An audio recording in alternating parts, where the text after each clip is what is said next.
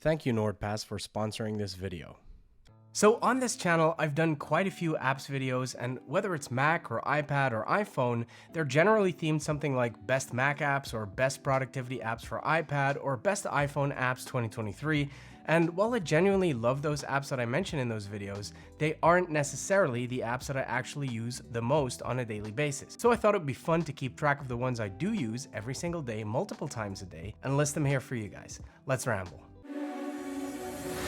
Hold up, place go wild when I pull up. They all on me like it wants them. Hey, what is up guys? It's great to see you all again, and if you're new here, I'm Patrick and this is where I ramble about tech and other stuff. So I guess it makes sense to approach this somewhat chronologically from the time I get up to whenever it is I go to sleep. Obviously, there's an alarm that goes off every morning at 5 a.m. sharp. Nothing fancy, just the built-in clock app. I generally get up immediately and make myself a coffee, and while my coffee's brewing, I check a couple of apps. The first one being YouTube Studio. I know I shouldn't, but hey, what can I say? I'm addicted to those numbers, and especially now that we're getting awfully close to 100k subscribers, I check my subscriber feed more than once a day. I love YouTube Studio. It gives me a bunch of very useful analytics, and it helps me understand what you guys like and what you don't care for, so I can adjust my content schedule accordingly. Now, of course, nothing is more valuable for any of your devices than security and peace of mind, and that's where our sponsor NordPass comes in.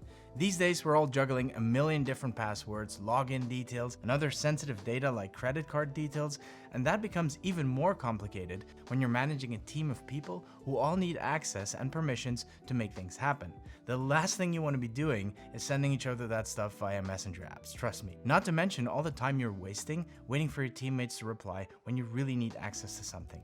NordPass lets you save all that sensitive information securely in one place and uses clever autofill features to fill out login details, passwords, and even payment details. Of course, you can manage who has access to what, and whenever people leave or join the team, you can revoke access and grant access accordingly. NordPass offers very useful tools like a custom password generator, so you don't need to worry about coming up with yet another very original password. I mean, this is an absolute no-brainer, and to make it even easier for you, you can now see NordPass Business in action for free for 3 months if you go to nordpass.com/PatrickNordPass and make sure you use the code PatrickNordPass. Right, back to the video.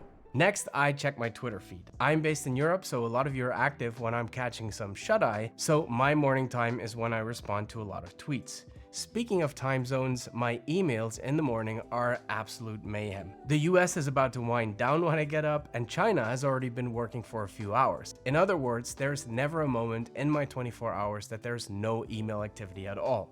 I've tried many different apps, but funnily enough, I've recently found my way back to Microsoft Outlook, and I'm actually liking it so far, as it resembles Outlook on my desktop, which most of us in business still use. Lastly, I checked Telegram, which is my current messaging app of choice. I do like Apple Messages, but not everybody is on iPhone, especially here in Europe, so having a cross-platform messaging app just works. There are others I like to use, like WhatsApp and Facebook Messenger, but Telegram is just a lot more fun.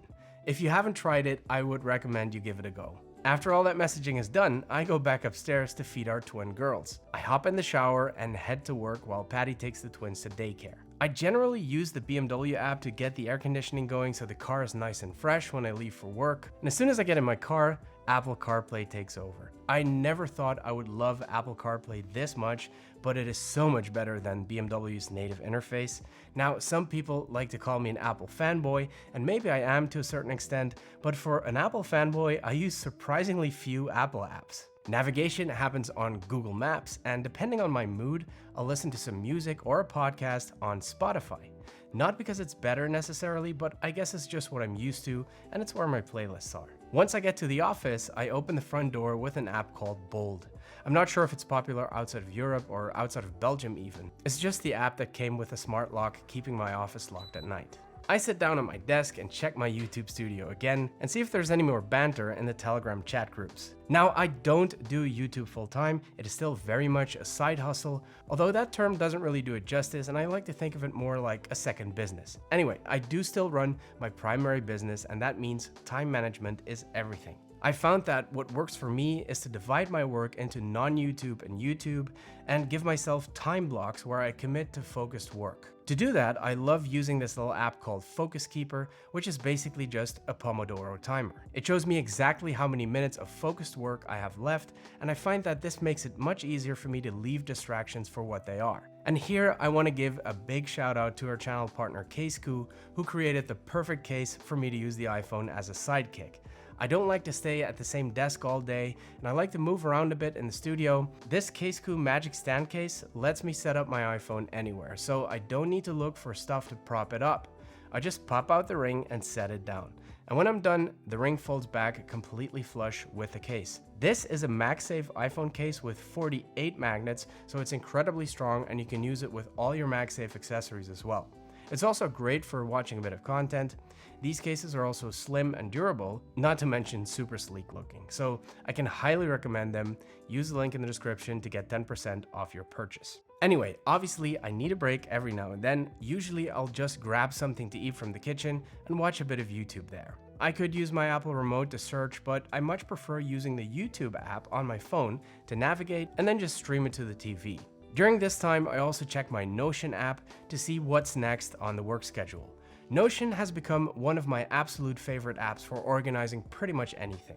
I've been an Evernote evangelist for many years, and some of you might know this. Unfortunately, they've not been able to innovate much at all, and their recent decision to slap on a 30% increase on their monthly fees has been the nail on the coffin for me, and I'm in the process of migrating all of my stuff to Notion. In terms of a to-do list, I've tried many lists, but I found myself sticking to none of them. So I went back to old school, putting my stuff in Apple Calendar or iCal, and that seems to work best for me. Obviously, I do a fair bit of browsing as well, and once again, I don't use an Apple app for that. I'm a Google Chrome guy. I know it's a RAM hog, but I just like it better, and these Pro model iPhones can handle it just fine. Another app I use way more than I thought is FitnessPal. Most of you know I'm pretty big into fitness. I'm not getting any younger, so keeping track of what I eat is important to get the results I want. In my opinion, MyFitnessPal is the best app to do that.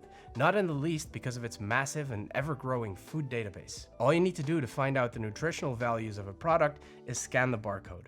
And the best part is that it syncs seamlessly with my Apple Watch Ultra through Apple Health, so it can do all the calorie counting for me, and the good old laws of thermodynamics can do the rest. Now guys, there's one app in this list I'm not proud of, but I can't ignore how much I've been apparently using it, and that is TikTok. I can't help it, but the bite-sized bits of entertainment are just perfect when I don't have time to commit to a YouTube video, but I want a quick laugh. It also beats reading the bleach bottle in the little boy's room. No worries, I'll also do the mandatory rounds on Instagram and even Facebook.